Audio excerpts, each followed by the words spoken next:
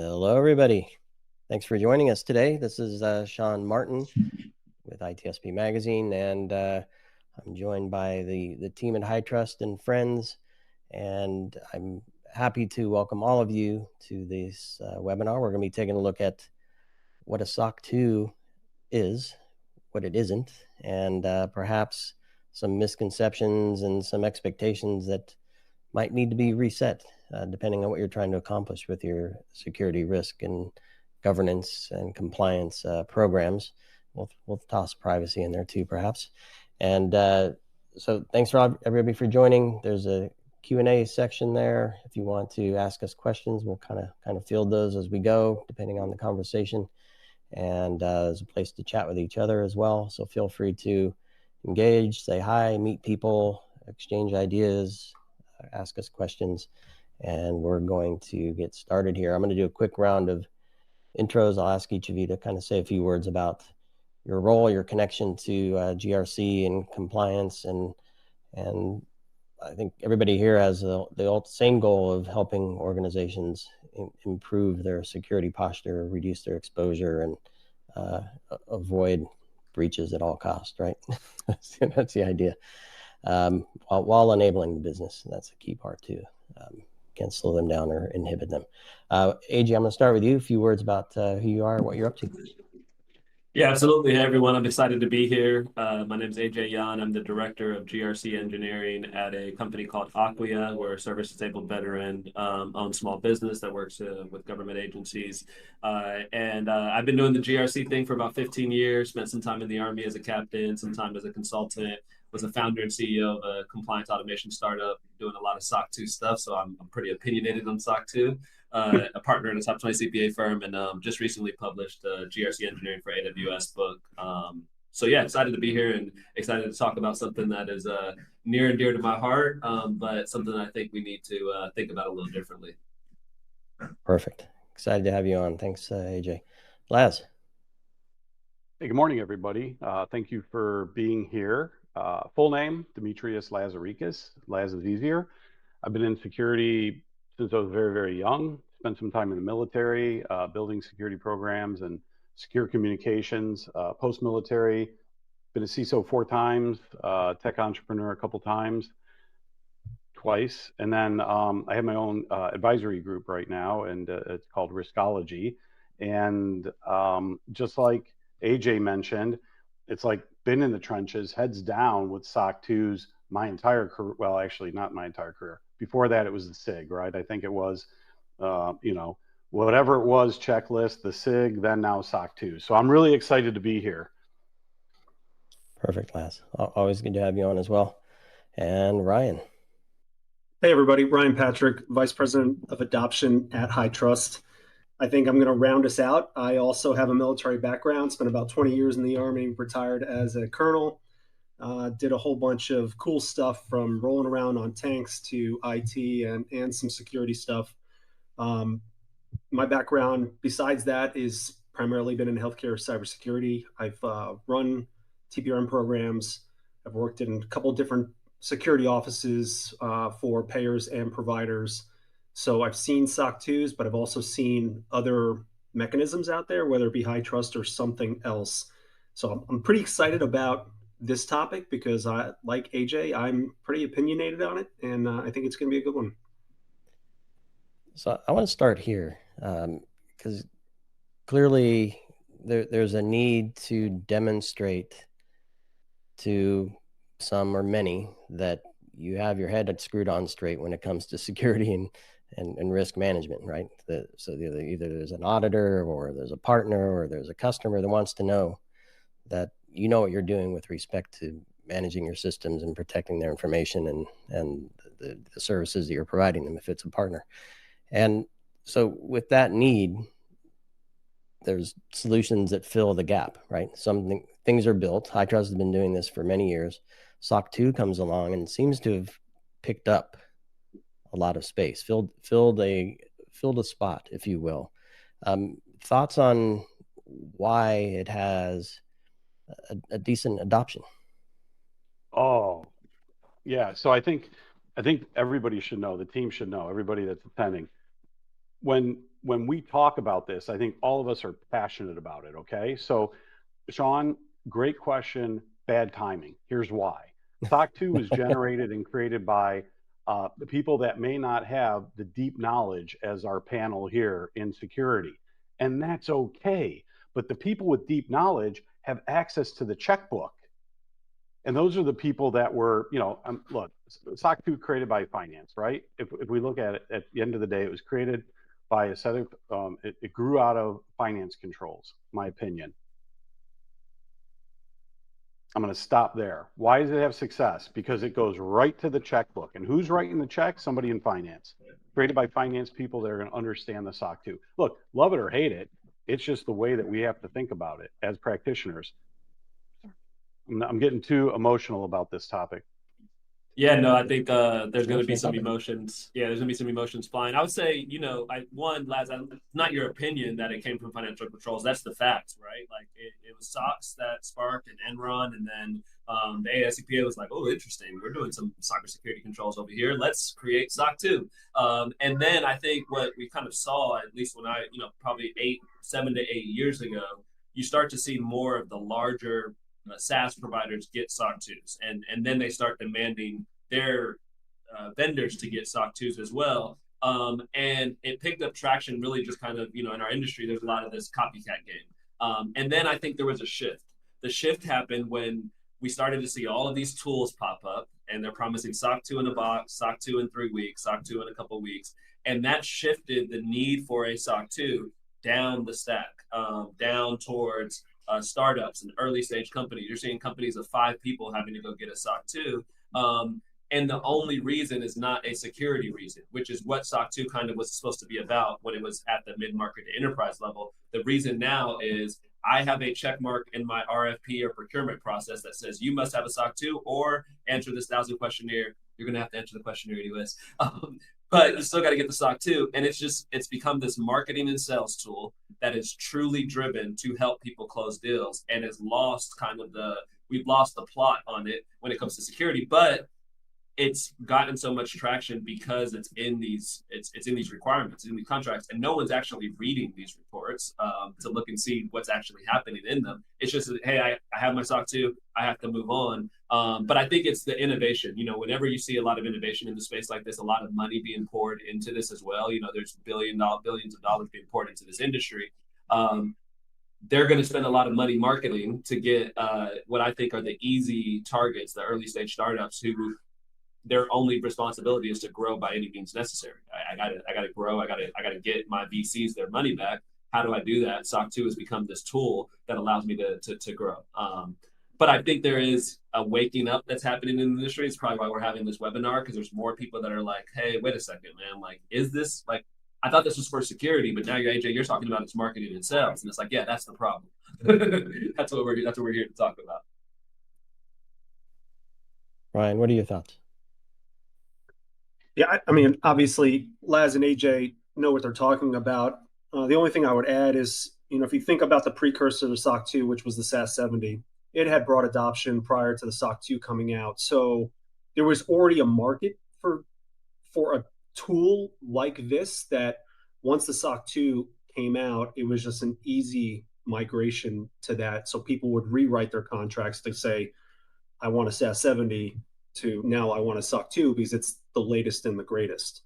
So the way that the adoption has been working to this point, I can't fault anybody, right? There was a need, and it to a certain extent filled that need, but it's become abundantly clear that there's huge limitations for SOC 2, specifically in the TPRM space. If you think about third-party risk management, I'll just leave you with this so we can get to the next question, but it actually creates more work for a TPRM team than it saves them to consume that SOC 2. And we can dig into what I mean by that. Yeah, we will in a moment. I want to maybe pull on this idea that it filled the gap, met a need. But what I'm hearing to some degree is perhaps it's being used for more than it was designed for. So and or doesn't include a lot of the things that we expect it to do for us now. So what are some of the ideas that people think I'm gonna get my SOC 2, maybe AJ, to your point, I'm gonna get my SOC 2, now I can use it as a marketing lever, right? Versus it's really about demonstrating my security posture. So what does it actually do versus what do people think it should be doing for them, and what are the misalignments there? Hey, Sean, can I just two real quick things, dovetailing off of Ryan and AJ. One is, it is part of the evolution, right? But it's not future-proofing the security of our teams and what we're doing, right? And we could dive deeper into that in a second, but how do we future-proof what we're doing from a security perspective? The second part is what are we doing about that SOC 2 when I have a 5-person company, QAJ, right? Is it a checklist driven item and artifact that I have for sales enablement doing the bare minimum, or is it something that's leveraged to hope that we get a deal? Yeah, I mean, I think it's hoping that we get a deal. I think that's the reality. I think, Sean, to kind of dive into your question, I think one of the challenges with SOC 2 is the lack of standardization, the lack of controls around what goes into an actual good audit. The thing with SOC 2 that was the benefit of SOC 2 in the old days was the flexibility. You have a set of criteria, there'll be like CC1, CC2, CC whatever, right? And then you, as the organization and your auditor, can decide, like, here's the controls that will ultimately meet this criteria, which meant in a good world, I could actually have custom controls that match my context of my organization, that match the actual security stuff that I'm doing. However, what has happened is that with the innovation has happened, and a lot of these mom and pop kind of, we call them report mill shops that are out there that are just producing reports that come out of some of these tools. If you go and look at the testing procedures in section 4 of the report, and you look at the controls, you're going to start to wonder, like, wait a second, like, what did we do here? Like, how did we actually validate this? And the reason for that is that there is a wide range of depth that an auditor can go into in a SOC 2 audit. And there's no real accountability for the kind of differences there. So I can have an auditor that only asks for screenshots, only asks for inquiry, and I can have another auditor that's actually checking code, that's actually looking at infrastructure as code, that's actually looking at security configurations. And people, I know someone's going to jump in the comments and say, well, what about peer review? Peer review for a CPA, let's just give you a really quick down and dirty. In your state, if you're a CPA firm, you have to every 3 years have another CPA in that state review your files. Generally, the way that this works in reality is you, a CPA, call up your buddy, say, hey, let's go get a beer. We bring our files. You take a look at them. The actual peer review checklist does not require you to dive deep into the testing procedures. It only it requires you to look at, like, the quality control paperwork on the other side. So there's no requirement for anyone out there to say, hey, when you test AWS, do this. When you test these controls for a SIEM solution, make sure you're looking at this type from the configurations. If you're looking at, and that to me is why we now have seen SOC 2 turn into this marketing and sales tool versus a true security tool, because the details of the security are, one, buried in this long CPAE's report that just talks a lot of weird language, to be frank. But then the range, if you have a SOC 2 report from AWS, a SOC 2 report from mid-market vendor, and then a SOC 2 report from a startup, and they're all done by 3 different firms, you might as well be looking at 3 different frameworks. You're just not going to have the consistency. And if you kind of think about that, right? Like, we're in this world where third-party risk managers are using this report as a proxy for evaluating their vendor's security, but it's going to be a different report and a different standard, a different requirement of testing depending on who the auditor is. That seems off to have as a standard for how you kind of work in there. But yeah, Ryan, I see you're gonna jump in here. Yeah, well, I want to touch on something that you mentioned. You know, the SOC 2's greatest strength is also its greatest liability, and that flexibility is what I'm talking about. And this is why it falls apart for me from a TPRM context. The flexibility in control selection and the flexibility in the testing methodology is great as an internal management tool to ascertain what piece of the organization do I need to focus on, or, is this area doing what I need it to do? But I'm seeing comments in the chat box come in about, I'm having to read this report because not all reports are created equal. Well, the controls are not created equal either. Are the controls that are being selected actually controls that matter? I would argue most cases, no. We're not following. Go ahead, Les. Ryan, yeah, exactly. Like, do I care a little bit about fraud or less about fraud based off of the industry I'm in? Why am I getting dinged in a SOC 2 for fraud if I don't have, it's not part of my business process? Sorry, Ryan, a little rant there. No. To me, we need to stop thinking that we're the smartest people on the planet and building these control sets in a vacuum because we think we're the smartest people on the planet. And I use that term very generally. That's not pointed at anybody. We need to follow what the malicious actors are doing. They're telling us what matters. Why are we not looking at threat intelligence and saying, here are the 10 controls that I need every organization to have in place that's fully matured because it is going to protect against 99% of the threats that are out there? That doesn't happen for SOC 2. That doesn't happen for ISO. That doesn't happen for PCI. It doesn't happen really for anything, and now I'm going to sound biased, except for HITRUST. We're ingesting threat intelligence on a monthly basis, and we are analyzing it against the MITRE ATT&CK framework, looking at the TTPs and the recommended mitigations, bouncing that off the controls in our assessments, and making a determination. Are our controls actually protecting against the threats that are happening today? And if they are not, we make changes. So all assessments moving forward are now protecting against that. That's not happening anywhere else. And that's why control selection is so important. And if I can back up and go back to the TPRM context, if you're having to read the report, and reading one report's not that big of a deal. Reading the report of 500 to 1,000 or more vendors is really time consuming. And what you're trying to figure out are a couple things. Is this a good report? Does it have the controls that I care about? And is it trustworthy? The fact that you have to do that is why TPRM teams are completely overwhelmed. They're exhausted. They're under-resourced. And in a lot of cases, they're doing just one assessment during the onboarding of a vendor, and they don't have the time to actually continuously work with their vendors to ensure that the controls that were due diligence, if you will, up front have maintained maturity and did not have any degradation. So I said a whole lot. I'm going to pause there because I'm sure other people have some comments. Yeah, no, I think you're 100% right. And I think if you kind of think about like the SOC 2 guide that exists today that people are using to kind of say like, all right, this is the guide that I got to follow to do these reports, to have all the standards, was written in 2018. The illustrative reports that are in there that say, hey, here's an example of good controls in each of these criteria are from 2018.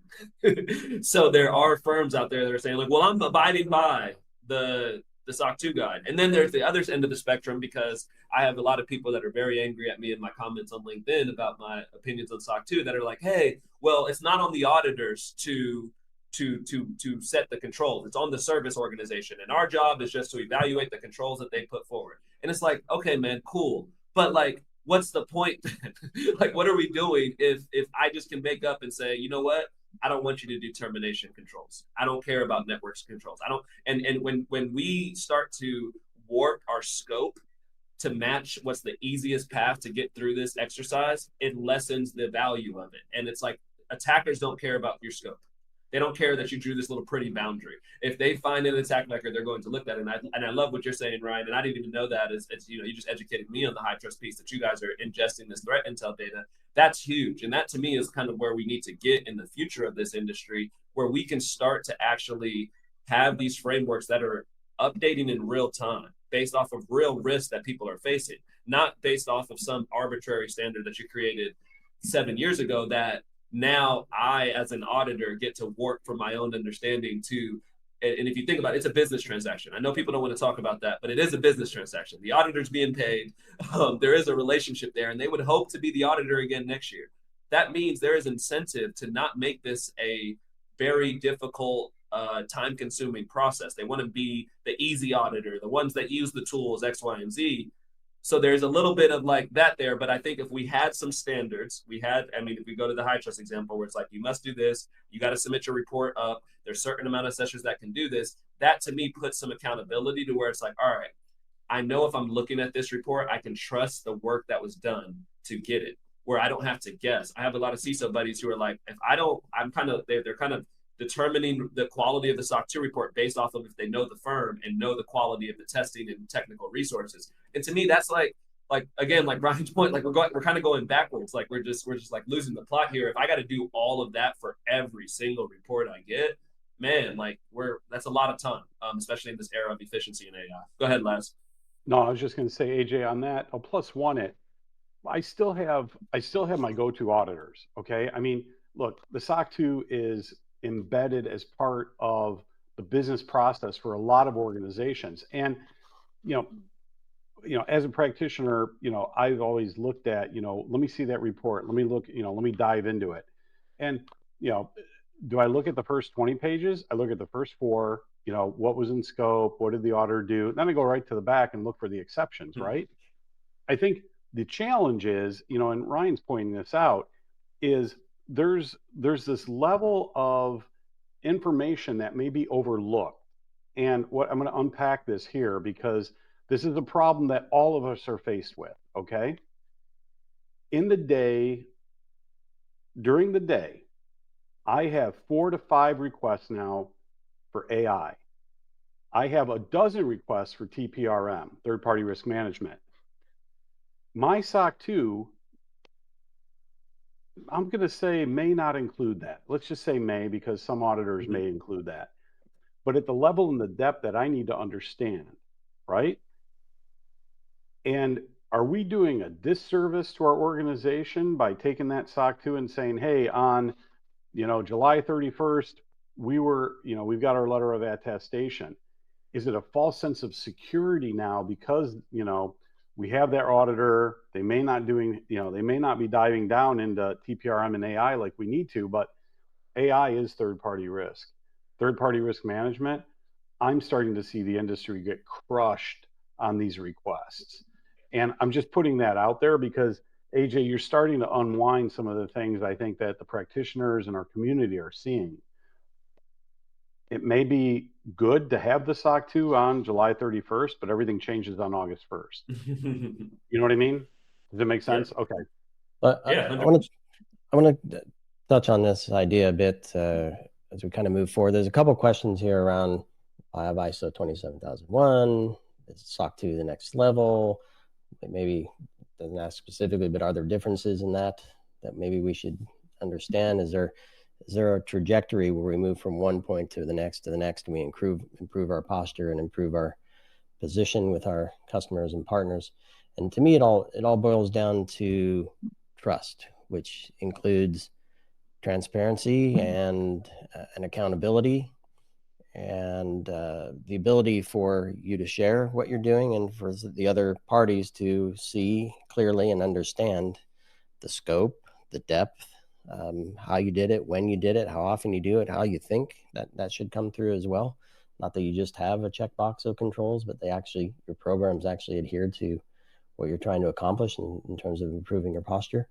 So I guess the question I have is, how do we, or perhaps where does a SOC 2 fall short in terms of consistency and transparency and really achieving the goal of demonstrating that I'm doing what matters for us as an organization, and therefore you as a customer and or partner?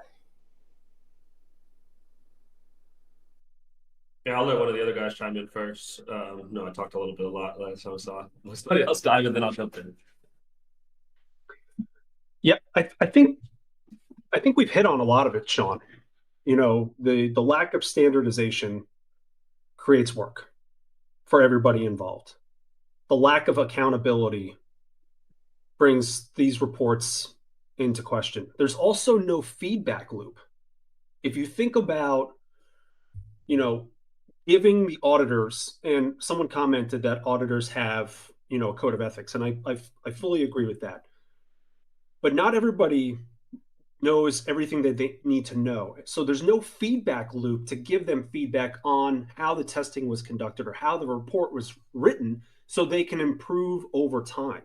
If there was that true feedback loop, and AJ, you hit the nail on the head with the peer reviews, they're not very robust. And oh, by the way, correct me if I'm wrong, there's no accountability after the fact. So if they find something wrong, nothing happens to that CPA firm. So there's no feedback loop to make sure that the assessments are getting better over time. And I'm going to continue to draw on HITRUST because, one, I'm a believer in it, but it's also what I'm most familiar with at this point. We actually, because we've centralized all of the assessments and all the quality assurance, we have an immediate feedback loop to our external assessors, aka auditors. And what we've seen, so we started this process in 2021, and we had a 21.5% rejection rate of submissions, meaning they came to us and we immediately kicked it back to the auditor and said, this is not good enough. You didn't follow the assurance methodology. The scope doesn't make sense. There wasn't enough evidence here, blah, blah, blah, blah. 21.5% of assessments. So we're identifying quality issues right up front. Last year in 2024, it was just over 1%. So what we've done is we've given that feedback loop to our auditors, and they are now conducting better assessments and providing better testing and validation of these environments. So the whole ecosystem, the whole community is moving forward continuously. SOC 2 doesn't do that. Yeah, 100%. And it's why you're seeing such a wide range of quality and details in the reports, because there is no feedback loop. There is no saying like, hey man, like that's cool. Yeah, true. You have this tool that's doing X, Y, and Z, but from an assessor perspective, everybody needs to do X since these new tools have been introduced or whatever it may be. And there's just no feedback loop that gets us there. I think, Sean, to your point, I think the biggest, and I mean, Ryan hit on this, the biggest things to kind of fix it are accountability, transparency. I think the challenge there is that SOC 2, while it was created by the AICPA, it's really decentralized at the state level for CPAs. And then to Ryan's point, like post peer review, it's kind of like, all right, we kind of did the peer review, put out a press release, and then 3 years later, we get to kind of do the same exercise. But there's no additional kind of layer of like, all right, like, did you do what we said? Like, is this accurate, right? Like, are we doing the right thing? So without accountability and transparency, I don't see a way ahead where this SOC 2 report actually is accomplishing the goals of what, to me, like it's like, yeah, we're talking about reports and whatever, but like these are real things. Like we're vendor risk management, third-party risk management. Everybody knows the type of security vector and weakness that your vendors could have in presenting a potential breach or issue. And we're using these reports that we all kind of agree are like, hey, like, yeah, that's a little fluffy. Like, I got to read through the whole thing. Like, there has to be a better way. And I think that's kind of like where the conversation that I've been starting is just like, why are we playing a game that we all know is not a game that is making a lot of sense, but the outcomes are very, very real, very real, and the impacts of this are gonna show up, especially in this world of kind of a race to the bottom in the SOC 2 world, where every firm is facing price pressures. Companies are just like, you know what? I'm going to pay the least amount and the easiest way to get through this because I just need it for sales. But the way it's being used, as we have vendor risk management folks here listening, is actually from a security perspective. So I think there's a huge risk, there's a huge gap in the security industry right now, and I don't want to. Well, I do. I'm going to put the blame on the AICPA and the SOC 2. Like, we need to do something different, whether that's HITRUST, as Ryan has shared, and there's a lot of options there, or some of the comments in the chat. But there has to be a better way to go about evaluating our vendors that doesn't rely on a random CPA's opinion on what good security looks like. And Ryan, can you take a moment? We're going to keep going for another 8 minutes now, so stay with us if you like. And perhaps, Ryan, can you share? You shared the threat intelligence piece. You shared the connection to TPRM. Laz mentioned AI, which HITRUST has a AI piece that can be folded in, which obviously is very current and is flexible to extend across any industry, not just healthcare and finance, but many. Are there other examples where HITRUST can differentiate from a SOC 2? I know the E1 brings the level of complexity down of the assessment and the certification closer to a SOC 2. I'll leave it to you instead of me trying to remember all the things, but kind of share us some ideas there. Yeah, and I'll put up a banner that says biased warning. I am biased, but for good reason. I worked with HITRUST and other frameworks for over a decade prior to coming to HITRUST. It's probably why they hired me, because I became a believer. I think the proof is in the data, right? So I mentioned some of the statistics already. One thing that really jumps out at me is in our trust report that we released earlier this year. We found in HITRUST certified environments that there was a 0.59, so less than 1% breach rate for HITRUST certified environments. One, the AICPA, ISO, NIST, CIS, whatever it is, they're not centralized, so they can't even produce that number. But if you look just statistically with how many SOC 2s are out there versus the industry breach rate, which is probably somewhere between 40 and 60%, you can draw some conclusions that the SOC 2 is not actually providing any risk mitigation, whereas with HITRUST, less than 1% is some pretty compelling stuff. In fact, the first time I had heard it, I told my quality team, like, you need to go back and do the math. Like, this is entirely too low of a breach rate. And they did, and it still came out the same. And it boils down to a couple things. I've already mentioned the control selection. We're not making them up in a vacuum. We're letting the bad guys and gals tell us what's important. And then we force our community to focus on those things. But we also have, I call it 6+ layers of quality assurance that is levied or layered on top of every HITRUST assessment. It starts off, much like the SOC 2, with a management attestation letter that basically says, hey, we were truthful, we were factual, we provided this when the assessment happened, so on and so forth. So the management team of the organization needs to sign off on that. We then require independent validation, just like the SOC 2. Once that's done, we force the audit firm to have a separate team do a quality review of the assessment before it's ever sent to us. If it passes that, the executive team at the audit firm signs off on that. It's submitted to us. Upon submission, we run it's an automation tool that has about 250 checks that evaluates the quality of the submission, and that's where that 21.5% that I mentioned earlier, that's where that happens. So right up front, and if we see an issue, we kick it back. If we don't see an issue, we then send it to our quality assurance team, and the analyst works with the auditor and with the entity being assessed to review the submission. There's discrepancies or questions, all that stuff is ironed out, it's fixed. If they meet the certification bar, the next step is it goes from the quality assurance team to our compliance team. And the compliance team is not re-looking whether the quality assurance, re-looking at the assessment. They're actually looking to see if our quality assurance team did their job. So if you think about the checkers who are checking the checkers, we have multiple levels of checkers checking checkers who are checking the checkers. So you combine relevant control selection with an assurance program with built-in robust quality assurance, the output is that less than 1%. And if that's not compelling to security-minded people out there, whether you completely agree with the less than 1% or not, even if we were off by, say, 15%, we had a 15% margin of error, we're still drastically below the industry average from a breach rate.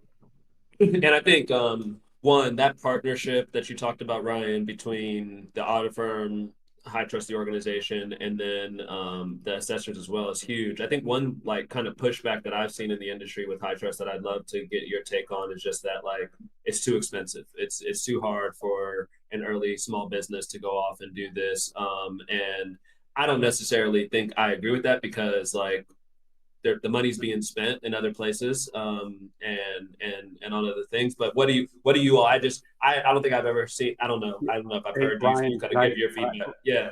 Yeah, Ryan, can I take this one? Absolutely. All right. So AJ, it's I think it's a misconception. Here's the deal. Okay.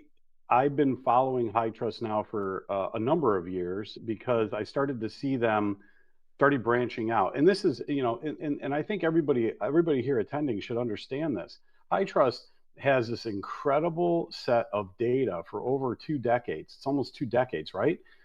And AJ, if you go in, you can actually work with them and partner with them at an entry level that's going to be a lot more affordable than what you would expect. I know this because I've been doing my research as well. And, some of the tools everybody over here is saying, oh, you need to, maybe you have a scanner, maybe you have this automated. Well, I'll tell you what, you need the human. And sitting down with the High Trust team, and I don't want to put numbers out there, but I can tell you with 100% confidence, it's a lot more affordable than you would think. And if you're thinking about stepping into it as a 5-person shop, a 500,000 person shop, now's the time to start talking about it because you're planning 2025 and 2026. And whether you need that complete visibility, and I love these questions right now, right? Thank you, Peter. High Trust E1 is cheaper than SOC 2 and more rigorous. The reason I'm pointing that out is because all of us have to figure out how we spend our budget, right? As practitioners, we got to line it up. I would encourage you to connect with this panel, but you're asking the early stage planning question of how do I go in and justify this? It is not a high ticket item. Long answer. Right. I just want you to have the context for it.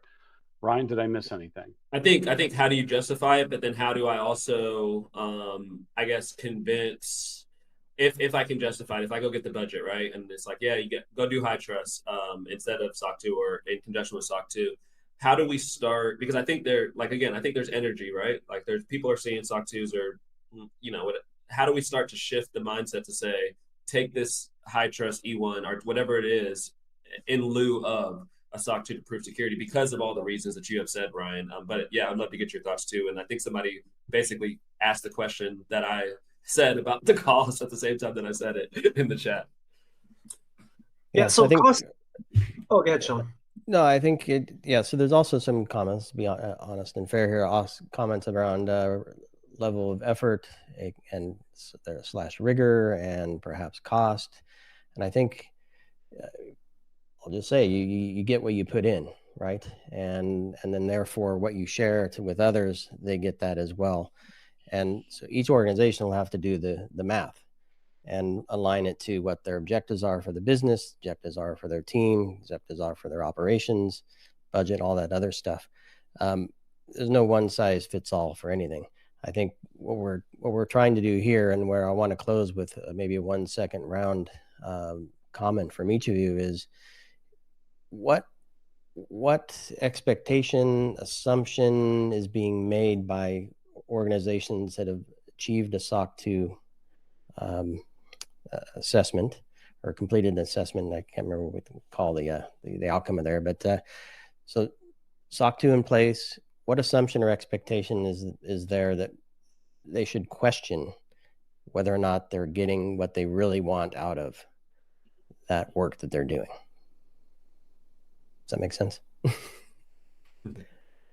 Are they getting? Is there something they're not getting, even though they did the work?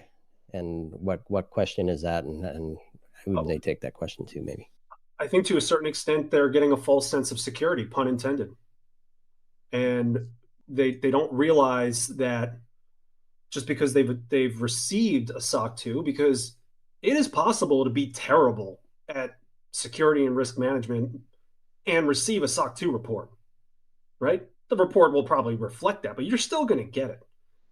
So just having the SOC 2 does not actually provide you any risk mitigation or risk management capabilities. And I think right now, historically, it's changing. The market feels, oh, my vendor or my business partner has a SOC 2. They must be doing all the right things. But are the controls that were tested, one, were they tested well? Were they tested appropriately? Are they the controls that matter? That would be up for debate. My opinion is, more times than not, probably not. So that would be, my takeaway, or what I would leave folks with is, don't believe just because someone has a SOC 2 that they're going to be able to protect your data, your information, whatever systems, however the relationship works, because they may not be able to.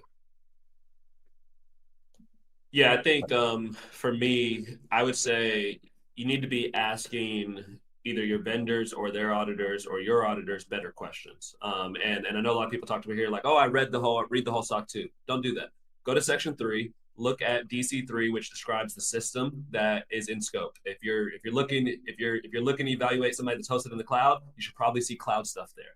And then flip over to section 4. Do the controls match the system? Are they actually looking at AWS controls? Are they actually looking at the actual environment that you're concerned about?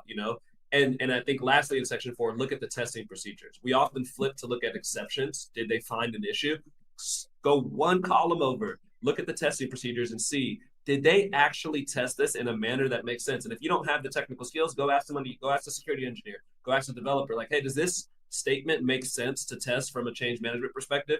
And I agree with Ryan, and I would willing to put some money on this, that 90% of the time, more times than not, you're going to be disappointed in what you read there. And I think that's where we have to start, is we have to start looking at this and asking harder questions of the assessors and of the vendors to get to a better outcome. Yeah, and my last piece, I'm going to echo what Ryan and AJ, I'll +1 them, but I also encourage you to start reading more about HITRUST. And I leaned heavily on AI and TPRM very early in the discussion because we are getting asked those questions today. And although this is, the difference between the SOC 2 and everything else, I want you to have a comprehensive report. To AJ's point, it may not have the depth and breadth. The SOC 2 may not have the depth and breadth of what we need to be successful as practitioners. And I'm going to echo what Ryan said. Hey, listen, it's like, do you want an empty promise? Did you just invest in an empty promise that you're going to get and it's not going to have something tangible? Sure, it's checklist driven, and maybe it's time to just level up our game in the area, and I'd encourage everybody to just start learning from experience, team here, and then also a little bit more research. And when I say research, I would encourage you to follow this group and then start seeing the information that they're creating. There is valuable and unique content that's out there from HITRUST. And I know, AJ, with the work you're doing, and Sean, the work you're doing, there's an opportunity to level up the game in this playing field. Yep. It's something I like to nerd out on, risk and less compliance, but risk I like to nerd out on. And so these conversations I really enjoy, and I appreciate all three of you. I really want to thank all the folks that joined us live and contributed thoughts, very honest and open thoughts, and a number of questions there. If we didn't get to your question, perhaps the group here will be able to connect with you, or you connect with them, and perhaps continue the conversation via LinkedIn or at other means.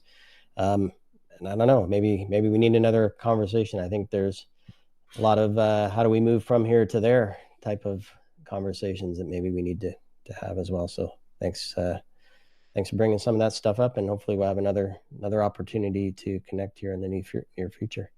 And we'll publish a recap of this on ITSPmagazine, and we'll include some links to some resources that this panel wants to share to help further educate and give people a chance to learn more about where a SOC 2 might meet, but may not meet exactly what they're hoping it does. So AJ, Ryan, Laz, thank all of you for joining me. Appreciate you all. And we'll see everybody on the next ITSP Magazine webinar. Thanks, Sean. Thanks, AJ and Les. Thanks, everyone. Have a great weekend.